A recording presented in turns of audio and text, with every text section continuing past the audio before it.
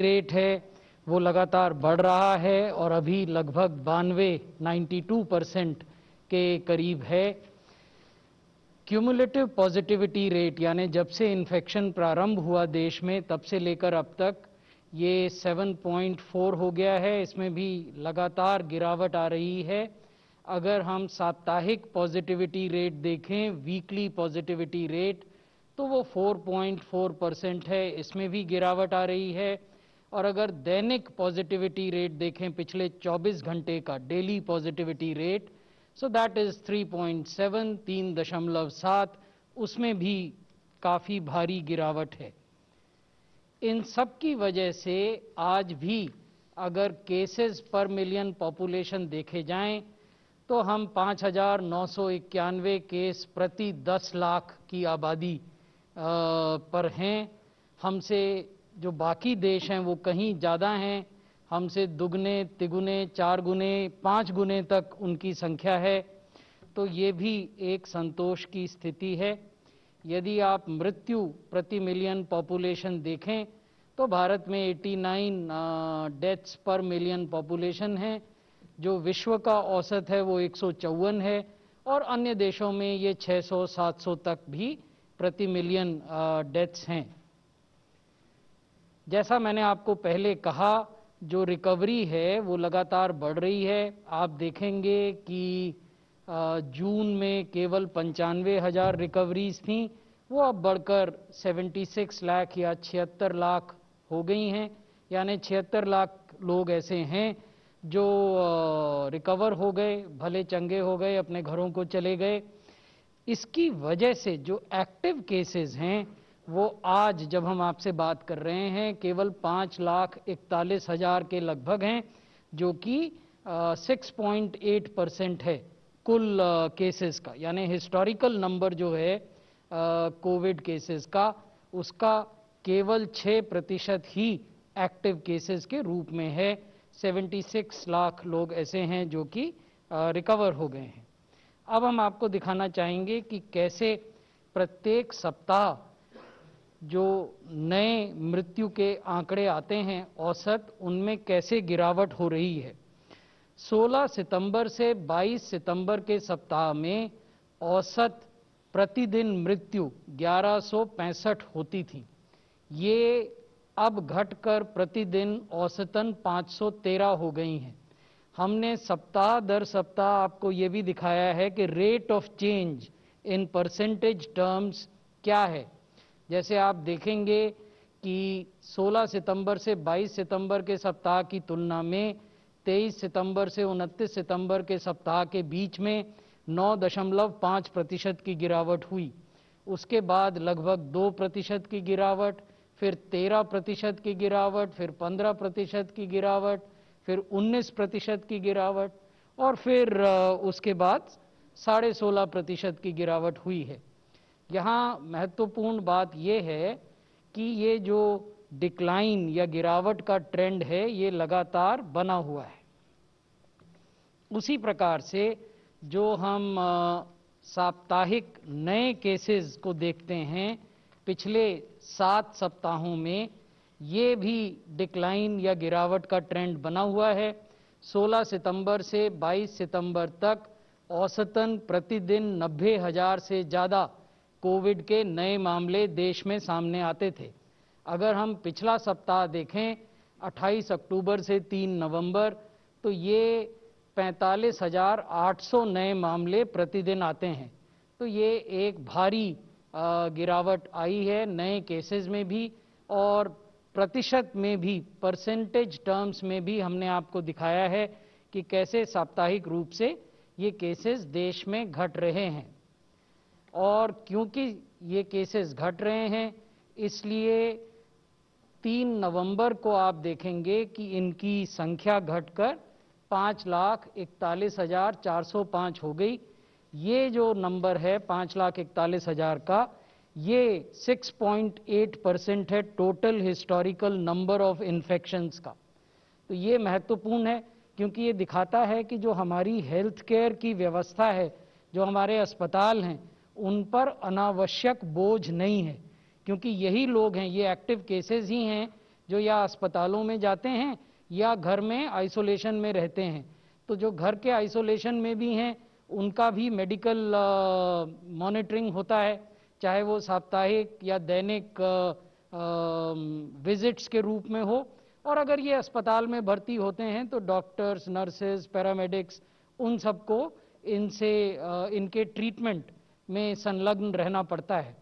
तो जब सितंबर के मध्य में 10 लाख से ज़्यादा एक्टिव केसेस थे तो उस समय जो हमारी अस्पतालों की नेटवर्क थी उस पर जो दबाव था और जो आज दबाव है वो आप कंपेयर कर सकते हैं। ये वो बड़े राज्य हैं जो या तो बड़ी संख्या में डिक्लाइन दिखा रहे हैं या इंक्रीज दिखा रहे हैं अपने नए केसेस में, जो एक्टिव केसेस हैं उनमें। और हमने ये तुलना की है अक्टूबर माह की नवंबर माह से। तो अक्टूबर के प्रारंभ में आप देखेंगे कि महाराष्ट्र में 2,61,000 एक्टिव केसेस थे, जबकि नवंबर के पहले सप्ताह में वो घटकर 1,19,000 हो गए। तो महाराष्ट्र में भी एक डिक्लाइन आया है। कर्नाटक में हम देखें तो अक्टूबर में 1,12,000 एक्टिव केसेस थे और अब वो घटकर केवल 44,000 हो गए हैं। इन राज्यों में पॉजिटिविटी भी धीरे धीरे नीचे आ रही है। आंध्र प्रदेश में अक्टूबर में 56,000 से ज़्यादा एक्टिव केसेस थे, अब वो 22,000 हो गए हैं। तमिलनाडु में 46,000 से घटकर 19,000 और उत्तर प्रदेश में 49,000 से घटकर 23,000 हो गए। लेकिन कुछ राज्य ऐसे भी हैं जहां एक्टिव केसेस का नंबर बढ़ रहा है अक्टूबर की तुलना में नवंबर माह में। मणिपुर एक ऐसा राज्य है जहां 2,000 से बढ़कर 3,500 हुए हैं केसेस। दिल्ली में 26,000 से बढ़कर 33,000 हुए हैं। केरला में 77,000 से बढ़कर 86,000 हुए हैं और वेस्ट बंगाल में 26,000 से बढ़कर ये 36,000 हो गए हैं। तो इस परिप्रेक्ष्य में आगे जाते हुए हमारी राज्यों को क्या परामर्श है और आम समुदाय से, समाज से क्या निवेदन है, वो हम आपके सामने रखना चाहेंगे। पहली बात तो हम ये कह रहे हैं कि स्थिति जो भी हो, चाहे आपके यहाँ इन्फेक्शन के नंबर बढ़ रहे हों या घट रहे हों, ये जरूरी है कि टेस्ट, ट्रैक, ट्रेस और ट्रीट की जो स्ट्रैटेजी है उससे ध्यान नहीं हटना चाहिए, उसको हमें प्रोएक्टिवली फॉलो करना चाहिए। दूसरे शब्दों में हम ये कह रहे हैं कि जब तक पेंडेमिक है तब तक the strategy of test, track, trace and treat will not go out of fashion. So let us keep our focus on this strategy of test, track, trace and treat, even if our numbers are coming down. If we have not achieved a positivity of 5% or less, we need to keep on focusing on increased, enhanced levels of testing, tracking, tracing and seamless hospitalisation which is treatment. तो ये पहली theme है जिसकी ओर हम राज्यों का भी ध्यान आकृष्ट कर रहे हैं और आपके माध्यम से समाज का भी ध्यान आकृष्ट कर रहे हैं। दूसरा हम ये कह रहे हैं कि यह आवश्यकता है कि जो निकट भूतकाल में जो हमें बेनिफिट्स मिले हैं, जो गेन मिले हैं, वो गेन मैंने आपको दिखाए। वो गेन है कि एक्टिव केसेस का नंबर कम हो रहा है, मृत्यु का नंबर कम हो रहा है और हम बेहतर मैनेज कर पा रहे हैं इन्फेक्शन को। कुछ राज्यों में हमें ऐसा लगता है कि चेन ऑफ ट्रांसमिशन को भी हमने ब्रेक करने में कुछ सफलता पाई है, क्योंकि वहाँ जो पॉजिटिविटी रेट हैं वो राष्ट्र के औसत से भी कम हो गए हैं। तो ये जो गेन्स हैं इनको प्रिजर्व करने की ज़रूरत है, इनको प्रोटेक्ट करने की ज़रूरत है और इनको आप प्रिजर्व और प्रोटेक्ट तभी कर सकते हैं जबकि आप जो भारत सरकार और राज्य सरकार गाइडलाइन, दिशा निर्देश निर्गत करते हैं कि मास्क पहनें, फिजिकल डिस्टेंस बनाकर रखें, हाथों को साबुन और पानी से धोएं, उन सब का पालन करें। तीसरी बड़ी बात जो स्वास्थ्य मंत्रालय निवेदन कर रहा है वो ये है कि फेस्टिवल्स का जो मौका है वो अभी समाप्त नहीं हुआ है, अभी भी जारी है। कुछ पर्व त्योहार बीत गए हैं, कुछ आने वाले हैं, इसलिए जरूरी है कि इस दौरान भी केसेस में सर्ज ना हो, उनकी संख्या न बढ़े, इसके लिए कोविड अप्रोप्रिएट बिहेवियर को हम अपनाएं। बहुत बहुत धन्यवाद। एक संक्षेप में मैं आपको ये बताना चाहता था, पिछली बार एक मुद्दा ये उठा था कि कोविड के दौरान जो हमारे front line health care workers हैं, उनको ट्रेनिंग देने, उनको ओरिएंट और रीओरिएंट करने के लिए सरकार ने क्या प्रयास किया। मैंने आपको बताया था कि सरकार ने whole of the government approach का पालन किया था। तो उस whole of the government approach के तहत एक integrated government online training platform बनाया गया। ये कोविड के दौरान ही बनाया गया। इसको आई गॉट प्लेटफॉर्म के नाम से भी जाना जाता है। ये डीओपीटी, डिपार्टमेंट ऑफ पर्सनल और ट्रेनिंग में बनाया गया, लेकिन इसका उपयोग सभी विभागों और सभी मंत्रालयों ने किया। आई गॉट प्लेटफॉर्म का उपयोग स्वास्थ्य मंत्रालय ने भी फ्रंटलाइन हेल्थ केयर वर्कर्स की ट्रेनिंग के लिए किया। इसमें एप्रोप्रिएट ट्रेनिंग मटेरियल साइमल्टेनियसली उपलब्ध हो जाता है, ऑनलाइन डिजिटल कंटेंट है और अनलिमिटेड नंबर ऑफ लर्नर्स हो सकते हैं। असीमित संख्या में लोग एक साथ डिजिटल कंटेंट को एक्सेस कर सकते हैं। जिस समय पे उन्हें उपयुक्त लगे, कोई दिन में करना चाहे, रात में करना चाहे, सुबह करना चाहे, तो वो डिजिटल ट्रेनिंग उस प्रकार से प्राप्त कर सकते हैं। और जैसा मैंने बताया कि कोविड वॉरियर्स के प्रशिक्षण में हमने इसका उपयोग किया था। इसमें अगर केवल स्वास्थ्य के नजरिए से देखें तो स्वास्थ्य मंत्रालय ने ये पाया कि इस प्लेटफॉर्म पर, इस डिजिटल प्लेटफॉर्म पर 13,60,000 से ज़्यादा रजिस्टर्ड यूजर्स थे, जो या तो डॉक्टर थे या नर्सेस थे या एलाइड और हेल्थ केयर वर्कर्स थे या लैब प्रोफेशनल्स थे या फ्रंटलाइन वर्कर्स थे, एनसीसी कैडेट्स और बाकी वॉलंटियर्स भी थे।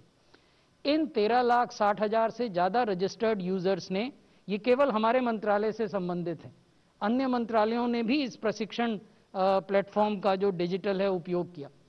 इन लोगों ने 19 लाख से ज़्यादा डिजिटल कोर्सेज कंप्लीट किए। प्रत्येक कोर्स के बाद एक असेसमेंट भी होता है, उसके बाद ही आपको एक सर्टिफिकेट मिलता है कि आपने ये कोर्स सफलतापूर्वक कर लिया है। और इन 19,22,000 से ज़्यादा जो कोर्स कंप्लीट किए गए, उसमें से 15,05,000 लोगों को सर्टिफिकेट भी इशू हुए, यानी उन्होंने उस डिजिटल प्रशिक्षण के बाद असेसमेंट को भी सफलतापूर्वक पूरा कर लिया। ये जो ट्रेनिंग मॉड्यूल्स हैं, ये आपके मोबाइल ब्राउजर पे भी उपलब्ध हैं, यानी आप मोबाइल पर भी वो प्रशिक्षण प्राप्त कर सकते हैं। ये डेस्कटॉप पे भी उपलब्ध हैं और निकट भविष्य में सरकार की ये योजना है कि इसे आई गॉट टीवी, जो एक डेडिकेटेड प्लेटफॉर्म होगा, उस पर भी उपलब्ध कराया जाए। जो मैंने आपको 13,60,000 रजिस्टर्ड यूजर्स के बारे में बताया, जो केवल स्वास्थ्य कर्मी हैं, वो किस राज्य में कितने हैं वो हमने देश के नक्शे पर आपको दिखाया है। तो जैसा मैं आपको बता रहा था कि हमने लगभग 29 लाख से ज़्यादा कोर्सेज के लिए इनरोलमेंट हुआ। 13 लाख से ज़्यादा यूनिक यूजर्स थे, जो कि 729 जिलों में फैले हुए थे और 19 लाख से अधिक यूनिट कोर्सेज कंप्लीट हुए। ये सब स्वास्थ्य कर्मियों के हैं। इनमें से 50 जो ऐसे जिले थे जहां सबसे अधिक स्वास्थ्य कर्मियों ने डिजिटल कंटेंट के माध्यम से ट्रेनिंग पाई। ये 50 जिले इन राज्यों में थे: गुजरात में, उत्तर प्रदेश में, पंजाब में, महाराष्ट्र में, केरला में, वेस्ट बंगाल में और चंडीगढ़ में। कुल 56 मॉड्यूल हमने विकसित किए अलग अलग प्रशिक्षण देने के लिए। वो अंतिम स्लाइड में मैं आपको बताऊंगा। इन 56 मॉड्यूल में हमने कुछ पीडीएफ के रूप में कंटेंट दिया, कुछ ट्रेनिंग वीडियोस दिए और कुछ डॉक्यूमेंट्स दिए। 196 ट्रेनिंग वीडियोस तैयार किए गए जो आई गॉट पे उपलब्ध हैं और 133 ट्रेनिंग डॉक्यूमेंट उपलब्ध किए गए जो कि इस प्लेटफॉर्म पर, डिजिटल प्लेटफॉर्म जो आई गॉट है, उस पर उपलब्ध है। तो ये प्रोफेशनल कैटेगरीज हैं जिन लोगों ने ये प्रशिक्षण प्राप्त किया, जिसमें डॉक्टर्स हैं, नर्सेज हैं, डेंटल प्रैक्टिशनर्स हैं, आयुष के प्रैक्टिशनर्स हैं, लैब प्रोफेशनल्स हैं, so on and so fourth. उसी प्रकार से उनके क्या क्या रोल वो निभाते हैं जिसके लिए उन्होंने प्रशिक्षण प्राप्त किया, वो भी हमने आपको बताया है।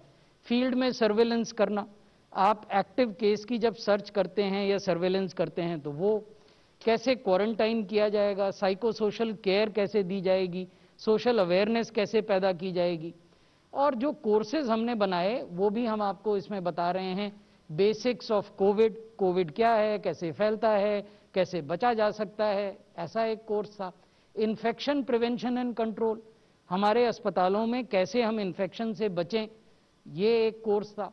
हैंड वॉशिंग, सोशल डिस्टेंसिंग, इस पर था। Spiritual practices for self management, आप लोगों ने देखा होगा कि कोविड के दौरान साइको सोशल समस्याएं भी पैदा हुई और कई लोगों ने कहा कि हमको साइकोलॉजिकल हेल्पलाइन और इस तरह की चीज़ों की भी आवश्यकता है, तो वैसे कोर्सेज थे। फिर कुछ एडवांस कोर्सेज थे जो क्लिनिकल मैनेजमेंट के बारे में थे, कम्युनिटी में कैसे सर्वेलेंस किया जाए उसके बारे में थे, और सीवियर एक्यूट रेस्पिरेटरी इन्फेक्शन या सेप्टिक शॉक या आईसीयू केयर या वेंटिलेशन मैनेजमेंट, इन सब में क्या किया जाए, इससे रिलेटेड कोर्सेज थे। बहुत बहुत धन्यवाद। धन्यवाद सर। मैं अभी रिक्वेस्ट करता हूँ मेंबर हेल्थ नीति आयोग से, सर आप। धन्यवाद।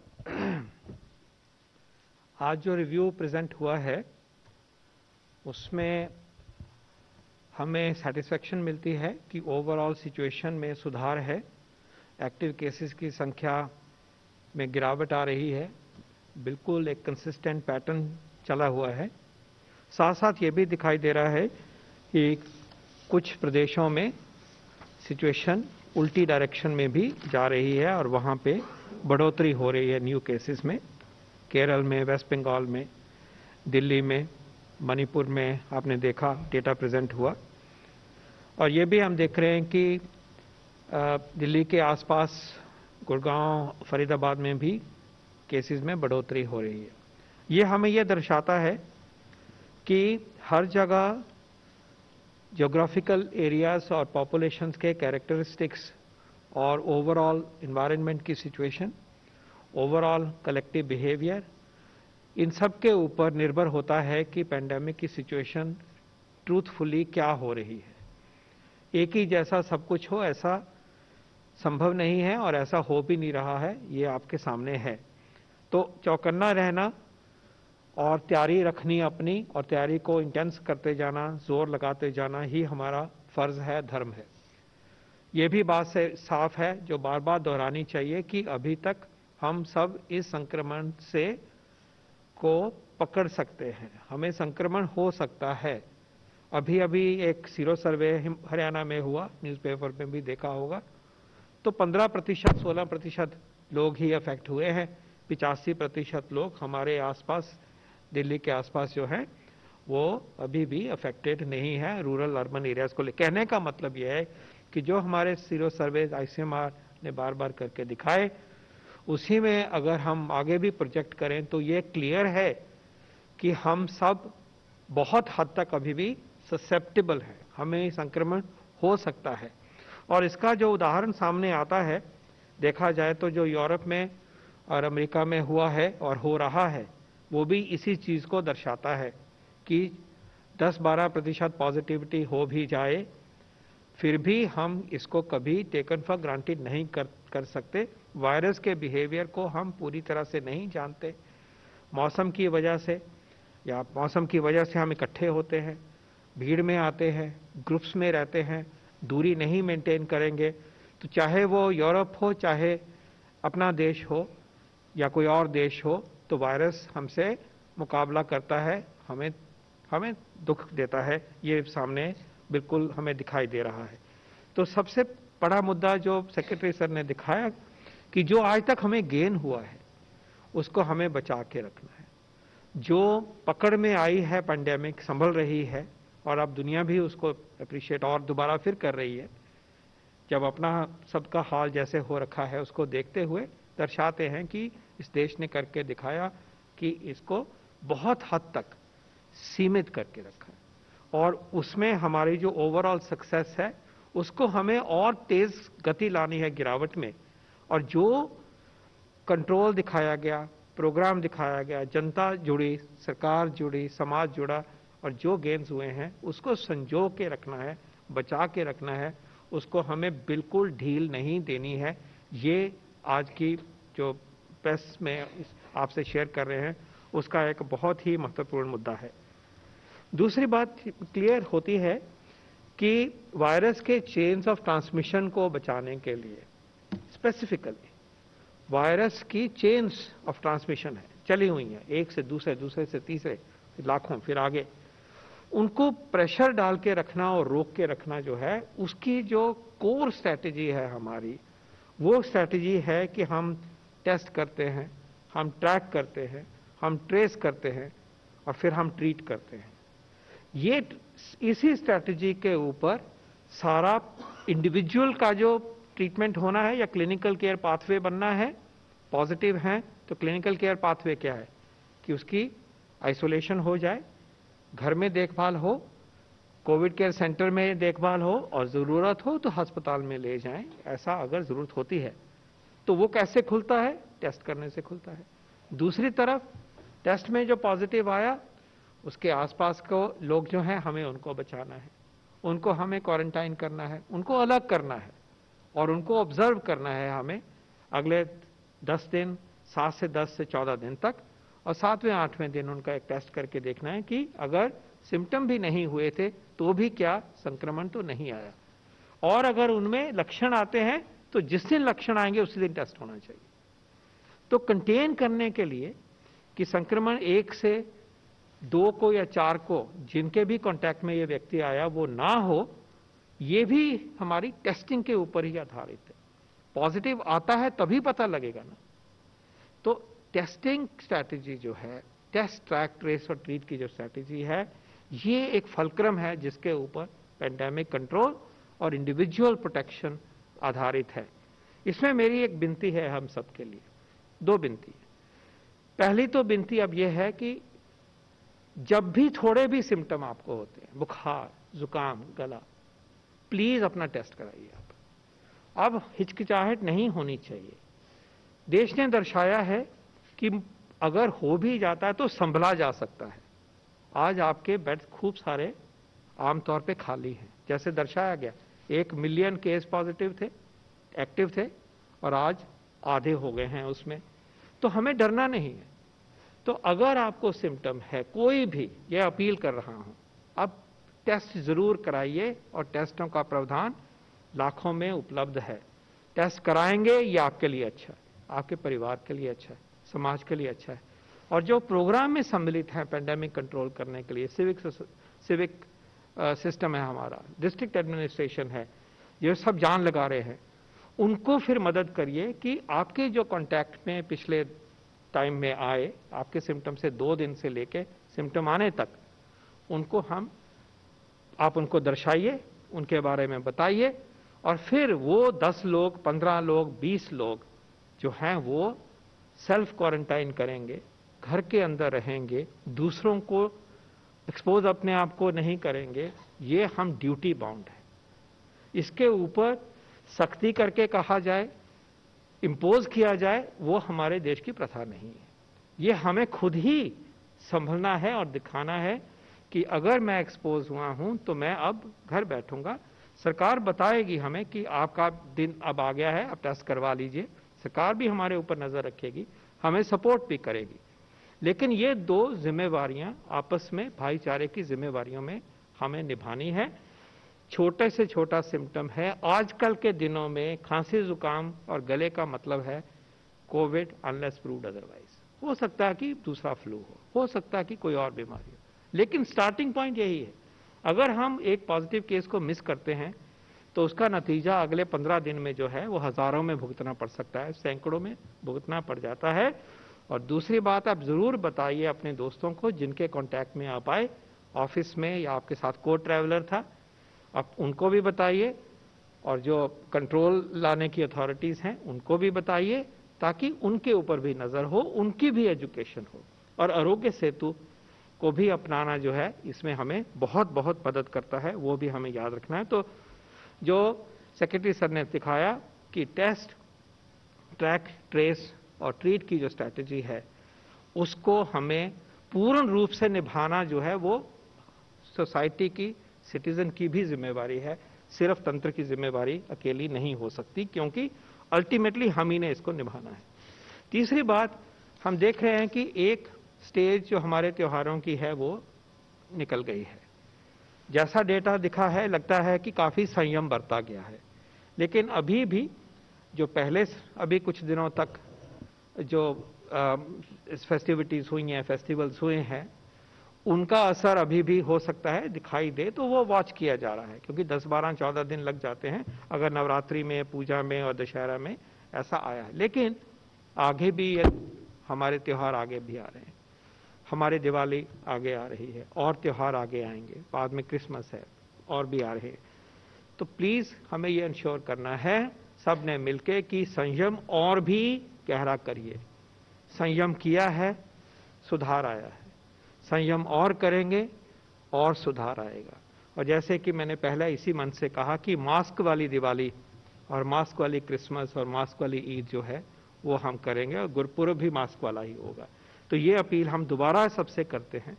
मास्क जो है महान प्रोटेक्शन है, अल्टीमेटली ये आपका कवच है, यही आपका वैक्सीन है। दूरी, हाथ धोना और मास्क, इन तीनों चीज़ों को जैसे कि प्रधानमंत्री जी ने अपील की है, हमें पूर्ण रूप से निभाना है। ये 3 गुण अब यूनिवर्सल हैं, लगभग सारे देश यही 3 गुणों की बात करते हैं, 3 बिहेवियर्स की बात करते हैं। तो इन दिनों में हमने ये प्रिकॉशन रखनी है, और particularly mask, because mask ultimately आपके पूरे कंट्रोल में है, ये पूरी तरह से, और हर जगह संभव है, इसको हमने अपनाना है। ठंड के मौसम में हम इंडोर हो जाते हैं, एक्सपोजर बढ़ता है, और कुछ वायरस के कैरेक्टरिस्टिक्स में हो ना हो, लेकिन ये पक्की बात है कि ठंड में क्योंकि हम इंडोर्स हो जाते हैं, कांटेक्ट बढ़ जाता है, ये इसमें एक बढ़ोतरी करने का एक वजह बन जाती है इस वायरस को। इन्हीं शब्दों के साथ मैं ये कहना चाहूँगा कि देश ने अभी तक जो अचीव किया है, ऐसा ना हो कि वो हमारे हाथ से फिर निकल जाए, और ऐसा हो सकता है, और ख़ासकर इन दिनों में हो सकता है, त्योहारों की वजह से, ठंड के मौसम की वजह से, और नॉर्थ इंडिया में जो, दिल्ली में जो पोल्यूशन की बातें हो रही हैं, इनकी वजह से ऐसी चीज़ें भी हो सकती हैं, नई पीक्स आ सकती हैं। लेकिन पीक का होना या ना होना ये हमारे हाथ में है, कलेक्टिवली हमारे हाथ में है। हम पकड़ के रखेंगे तो नई पीक के आने का कोई मतलब नहीं है, वो नहीं आएगी। और यही उम्मीद करते हैं, और यही प्रार्थना करूंगा कि आप भी इस बात को आगे और बढ़ाइए। मास्क नहीं है तो टोकेंगे, ये भी शुरू करिए, आपस में एक दूसरे को हाथ जोड़ के कहेंगे कि प्लीज़ ये पहनिए, अपने लिए भी और दूसरों के लिए भी। इन्हीं बातों को पूर्ण करते हुए, हम सब की तरफ से अपील करते हुए मैं यहाँ रुकता हूँ। धन्यवाद, थैंक यू। धन्यवाद sir. Now I request DGICMR। Doctor Bhargav add करना चाहेंगे? I think Dr. Paul has very clearly said about the COVID-appropriate behavior and COVID-appropriate festivities that we have to celebrate. More important to remember is that COVID-appropriate behavior does not cost anything. It is most cost-effective. The cost of a mask is minuscule. Washing your hands and maintaining distance is absolutely the most cost-effective preventive treatment for this disease, and we should take that with the utmost seriousness, that it is the most cost-effective. The other point regarding the mask, there is more and more data emerging that the mask is preventive, is protective, nearly as good as a vaccine. There is also data to emerge that masks should be worn during exercise as well. It does not alter the blood oxygen levels, so people while exercising, while walking, should continue to wear the mask. Sir, online question. What is the ICMR view on the hygiene hypothesis, as 2 independent studies have shown that countries with poor sanitation and hygiene standards also have low mortality? Will the ICMR investigate this hypothesis further? I think that's a very important question. The first point is that we have a low mortality.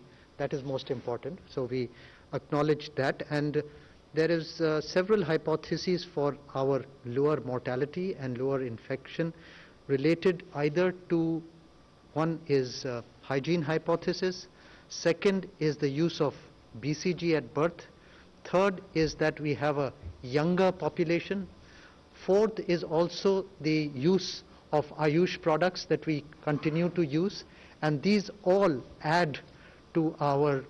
probably add to our immunity, and therefore we fare much better. But more importantly, this has been the government's response has to be appreciated, that it has been a proactive and a preempted and a graded response with the whole of scientific, whole of government approach, with a strong leadership, with excellent communication, and thanks to you people that you have communicated our messages so well to the society. Thank you. 14. Sir, Thyrocare जो lab है उसके MD ए वेलुमणि ने एक अखबार में interview देते हुए कहा कि कम टेस्ट करने के लिए कहा जा रहा है, इसीलिए 100 से ज्यादा जिलों में 2000 से कम टेस्ट हो रहे हैं ताकि नंबर्स कम रहे। इस पर क्या कहेंगे सर आप? और दूसरा, राज्यों को आपने चिट्ठी लिखी है वैक्सीनेशन को लेकर, वो क्या है सर, उस पर जरा?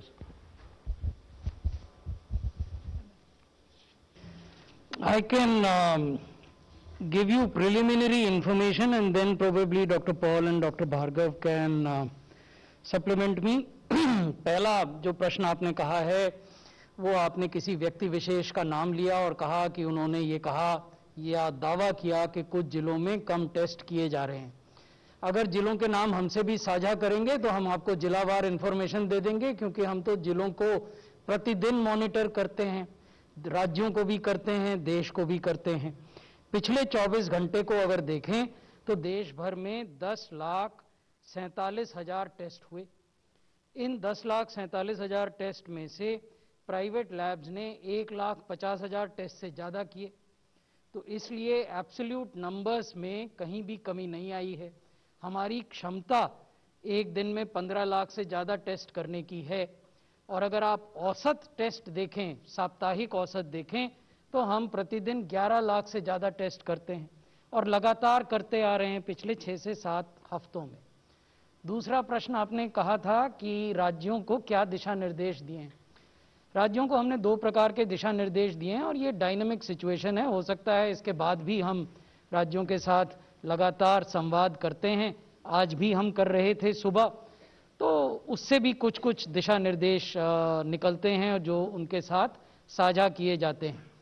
पहली बात तो हमने राज्यों को ये कही है कि क्योंकि भारत सरकार ने, केंद्र सरकार ने एक राष्ट्रीय एक्सपर्ट ग्रुप बनाया हुआ है वैक्सीन एडमिनिस्ट्रेशन का, तो राज्य सरकारों से अपेक्षित है कि इस संबंध में वो स्वतः अपने स्तर से कोई कार्रवाई न करें और जो राष्ट्रीय दिशा निर्देश हैं उनका पालन करें। ये सबसे पहला दिशा निर्देश था जो राज्यों को दिया गया था, और सभी राज्य सरकारें और संघ शासित क्षेत्र इससे सहमत भी हैं। दूसरा दिशा निर्देश जो उनको दिया गया है वो ये है कि अलग अलग प्रायोरिटी पॉपुलेशन ग्रुप्स के जो उनको डाटाबेसेस तैयार करने हैं वो कैसे तैयार होंगे, किन टेम्पलेट्स में तैयार होंगे, उनकी जो समस्याएं थी या प्रश्न थे उनका हमने निराकरण किया है और अब वो डाटाबेसेस बना रहे हैं। तीसरा जो हमने दिशा निर्देश राज्यों से साझा किया है वो ये है कि हर राज्य में मुख्य सचिव की अध्यक्षता में, जैसे भारत सरकार में एक समूह है वैसे वहाँ भी एक समूह होना चाहिए जो ये देखे कि जो दिशा निर्देश भारत सरकार से प्राप्त हो रहे हैं उनका समय सीमा के भीतर पालन हो रहा है कि नहीं। क्योंकि अचानक ऐसा नहीं होना चाहिए कि हम कहें कि अब वैक्सीन का कार्यक्रम प्रारंभ करना है, अब आप अपना कोई मैकेनिज्म बनाइए राज्य में, तो वो मैकेनिज्म पहले से तैयार होने चाहिए। अभी हाल में हमने एक दिशा निर्देश राज्यों को ये भी दिया है कि उनके यहाँ जो कोल्ड चेन की व्यवस्थाएं हैं, उनके यहाँ जो रेफ्रिजरेटेड वैन्स की व्यवस्थाएं हैं जिसका उपयोग हम यूनिवर्सल इम्यूनाइजेशन कार्यक्रम में करते हैं, उसकी भी वो समीक्षा कर लें। क्योंकि भारत सरकार के स्तर पर हम तो कर ही रहे हैं, राज्य भी करेंगे, तो जो ग्रैनुलर डिटेल्स हैं वो सामने आएंगी जिससे बेहतर प्लानिंग और बेहतर आयोजन इन सभी व्यवस्थाओं का हो सकेगा। 60. Sir, what is the take of center on the status of ventilators in the national capital? We have seen most of the private hospitals have run out of ventilators. Even the hospitals like LNJP, AIIMS and Safdarjung, they have single-digit ventilators left right now. The pressure is coming from Haryana and Uttar Pradesh. And how does the center see this and what is the roadmap? In respect of hospital beds, for central government hospitals, we do a daily review. As on date, roughly 80 beds in RML Hospital, 140 beds in Safdarjung Hospital, and more than 1200 beds in All India Institute of Medical Sciences are still vacant. Coming to the private hospitals, there is a strategy in place which is implemented by the government of Delhi, where the hospital beds are displayed, the total COVID beds and the total vacant beds. Ventilators, we have provided sufficient number of ventilators to GNCT of Delhi. If there is any demand, which at the present moment of time there is none, but in case in future there is a demand, we would be in a position to provide additional ventilators also. 21.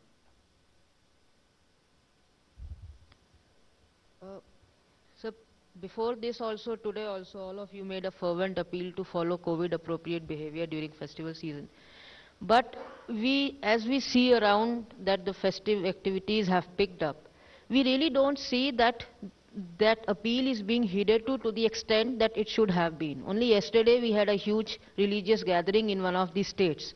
So when we are seeing that to the extent that they should have been heeded upon is not being done, can the government do really anything to go beyond appeals, or is there nothing that further we can do?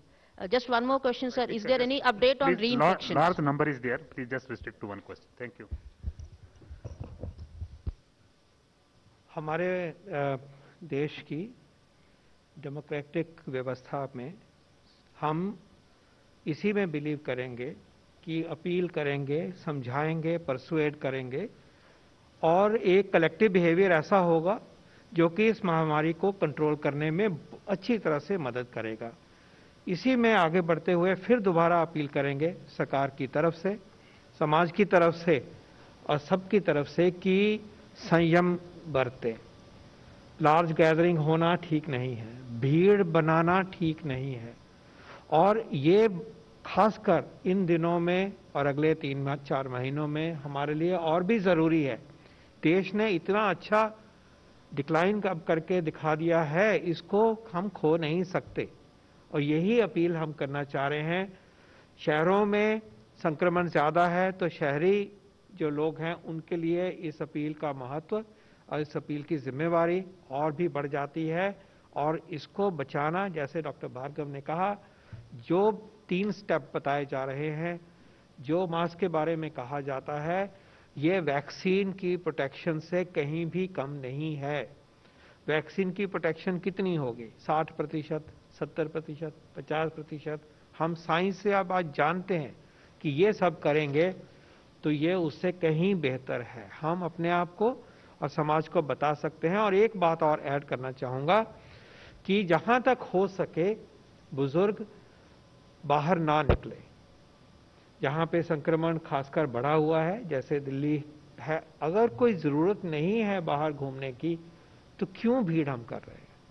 थोड़ी भीड़ में कम करने के लिए हम सबको ये भी संयम देखना है कि अगर ज़रूरत नहीं है तो हम ना निकलें। और आयुर्वेद के जो उपचार के एडवाइजरी इम्यून बूस्टिंग के लिए कही है, जिसका जिक्र किया डॉक्टर भार्गव ने, उन चीज़ों को अपनाएं, वो हमारी मदद करेंगी। चाहे वो हल्दी वाला दूध है, चाहे च्यवनप्राश है, और चाहे ही हम योग की बात करते हैं, इन चीज़ों का फ़ायदा है, हम मानते हैं, और ये हमें अपने आप को सशक्त करने के लिए, हेल्दी करने के लिए ज़रूरी हैं। तो फिर एक बार अपील करते हैं कि करिए, अपने आप को ठीक बिहेवियर लाइए, भीड़ नहीं करिए, इसी से ही देश का और समाज का भला है। 22. My question is to Dr. Paul, sir. You earlier mentioned that even in the neighboring states of Delhi, whether it's areas like Faridabad or Gurgaon, there has been a spike in cases. What would you attribute as the reason for this? Even the Delhi government has been saying that the spike could be due to pollution. So do you think this is an airshed problem due to which these areas are getting affected? And what is the central government's advice to places like Gurgaon, Faridabad, especially the Haryana government, in terms of how to control these cases? देखिए, virus के हिसाब से कोई प्रदेश की line डल जाती है, ऐसा नहीं है। एक बड़ा अर्बन कॉन्ग्लोमरेट है दिल्ली, एनसीआर, ये ज़िले आपस में जुड़े हुए हैं, तो किसी हद तक जो वहाँ हो रहा है और यहाँ हो रहा है वो कंटिन्यूम में ही हो रहा है, तो इसको कोई अनयूजुअल तरीके से देखा जाए उसकी आवश्यकता नहीं है। सेम इकोसिस्टम है, सेम एनवायरनमेंट है, सेम बिहेवियर है, थोड़ा थोड़ा फर्क हर एरिया में होता है। तो ये दर्शाता है कि इस कॉन्ग्लोमरेट में यहाँ की जो पॉपुलेशन है, हम सब है, एक इस सिचुएशन में है जिसमें कि अभी वायरस का प्रकोप हमें हराने की कोशिश कर रहा है, और उसको कंट्रोल के वही प्रिंसिपल हैं जिनकी बातचीत हम बार बार कर चुके हैं, including individual behaviour, including surveillance, containment, testing strategy, including being prepared to look after those who are positive, to open the clinical care pathway. Approach तो यही है। इसके अलावा हमें इंश्योर यही करना है कि ये इसमें इतनी ताकत और एनर्जी हो इस काम में कि वायरस को हम पीछे धकेल सकें। यही बात उनके साथ साझा भी की गई है और भी साझा किया जाएगा। इसके ऊपर पूरी नजर है सरकार की। Thank you. 15. सर, देखा जा रहा है कि बहुत से लोग जब मार्केट में जाते हैं या बहुत भीड़ में जाते हैं तो मास्क नहीं यूज कर रहे हैं, मास्क भी प्रॉपर यूज नहीं कर रहे हैं। क्या आपको लगता है कि जो महानगरों में केसेज है उसके वजह से बढ़ रहे हैं?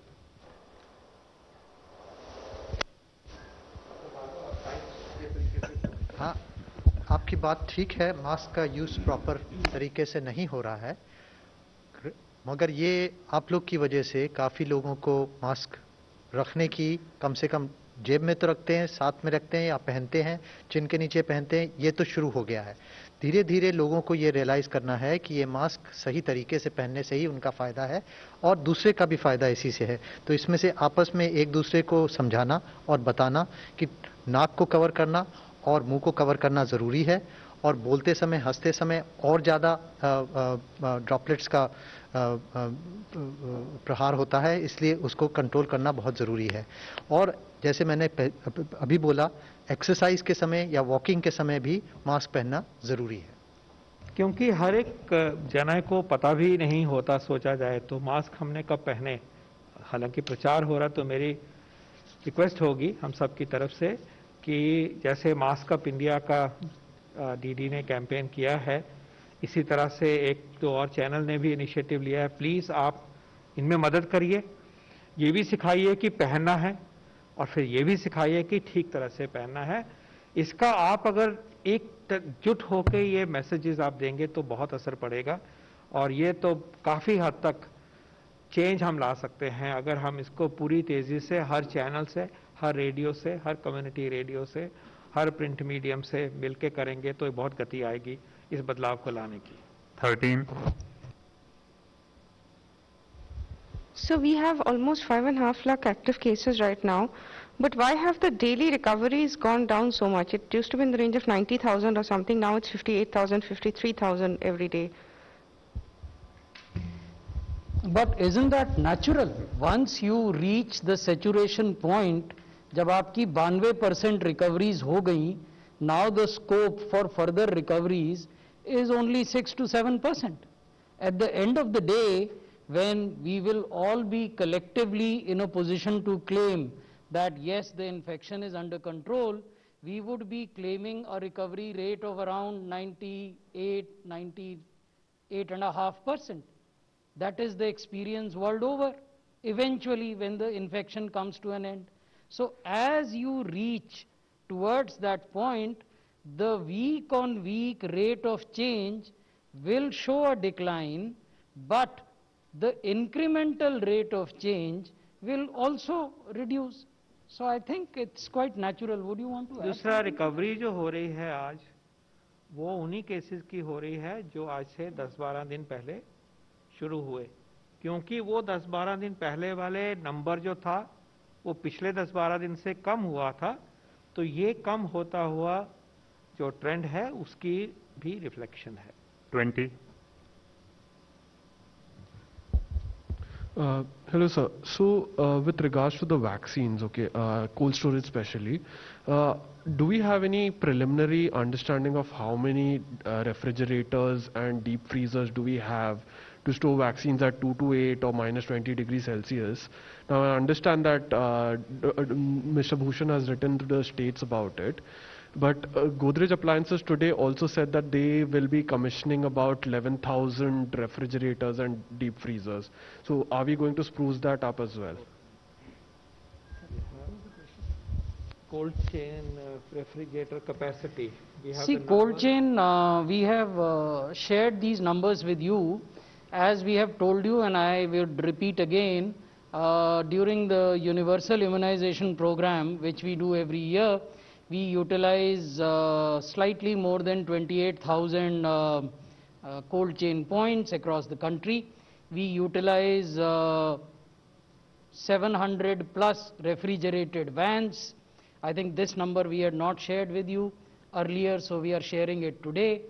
And we have a substantial number, I think 70,000 plus vaccinators, plus the National Expert Group on Vaccine Administration, which is chaired by Dr. Paul, that is engaging with corporate healthcare providers to see what are the claims that they are making, which some of your colleagues have reported in print and electronic media, in respect of availability of vaccinators within those private hospital chains and their cold chain equipment. 10. So Sneha from CNN News 18. I just want to ask you, even in the past, various governments have taken punitive action when it comes to strict healthcare measures like banning smoking in public. Everybody is convinced that masking is going to help. Masking up is going to help. From ensuring punitive action against those people violating, because everybody is concerned that after winter the cases will go up. Then why can't the government step in now instead of a... Can I say something to this and then you can supplement? You see, जब हम कहते हैं कि आप mask पहने, तो आखिर ये अपील हम किससे कर रहे हैं? हम ये समाज से कर रहे हैं. हम उसी समाज से कर रहे हैं जिससे हम आते हैं, जिससे आप आते हैं. तो अगर हम ये मानते हैं कि हम में इतनी बुद्धिमत्ता है, हम में इतनी समझ है कि हम मास्क पहनते हैं और अपने का और अपने परिवार का बचाव करते हैं, तो हमें कभी भी ये नहीं मानना चाहिए कि हमारे जो पड़ोसी हैं, हमारे जो अगल बगल रहने वाले हैं, हमारे समाज के जो अन्य अंग हैं, उनमें वो बुद्धिमत्ता नहीं है. तो एक तो ये भूल नहीं करनी चाहिए. हमें ये मानना चाहिए कि सब लोगों में समझदारी है. केवल आवश्यकता इस बात की है कि विषय की गंभीरता को सबको समझाया जाए और लगातार समझाया जाए. तो ये तो एक मुद्दा है. तो भारत सरकार भी ये मान के चलती है, राज्य सरकारें भी ये मान के चलते हैं. इसीलिए बिहेवियर चेंज कम्युनिकेशन की आवश्यकता होती है.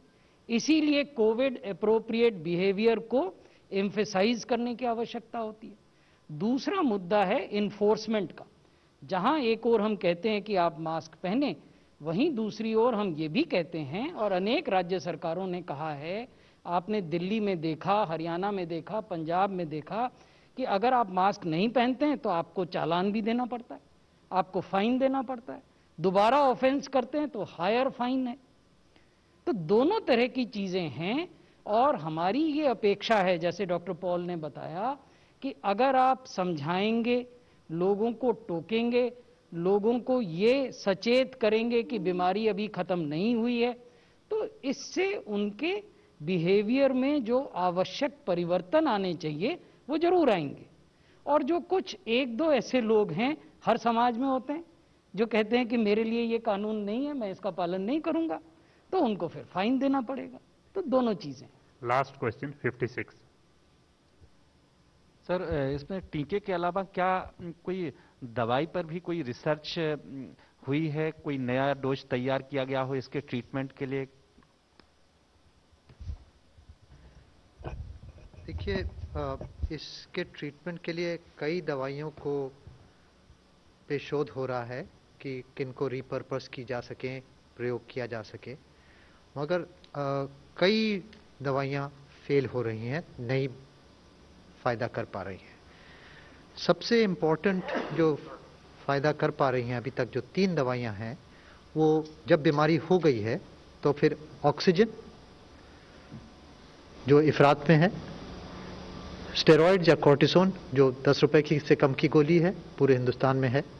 और तीसरा एंटी थ्रोम्बोटिक्स या ब्लड थिनर्स, वो भी बहुत सस्ते मिलते हैं, एस्प्रिन और हेपरिन के एनालॉग्स भी प्रयोग किए जाते हैं। ये 3 ट्रीटमेंट तो सक्सेसफुल पाए गए हैं इस बीमारी में, ऑक्सीजन, कॉर्टिसोन और एंटी थ्रोम्बोटिक्स। मगर मोर इम्पॉर्टेंट इज प्रिवेंशन, कि ये होए ना, और उसको प्रिवेंट करने के लिए जैसे अभी बात हो रही है पूरे कोविड अप्रोप्रिएट बिहेवियर ज़रूरी है, और वो ज़रूरी है। नई दवाइयों पे रिसर्च हो रहा है, नई वैक्सीन्स पे भी हो रहा है, और कुछ प्रॉमिस देती हैं, कुछ फेल होती हैं, वो चल रहा है कार्य, पूरे दुनिया में चल रहा है, हिंदुस्तान में भी चल रहा है। Thank you, sir. Thank you very much. Thank you, friends.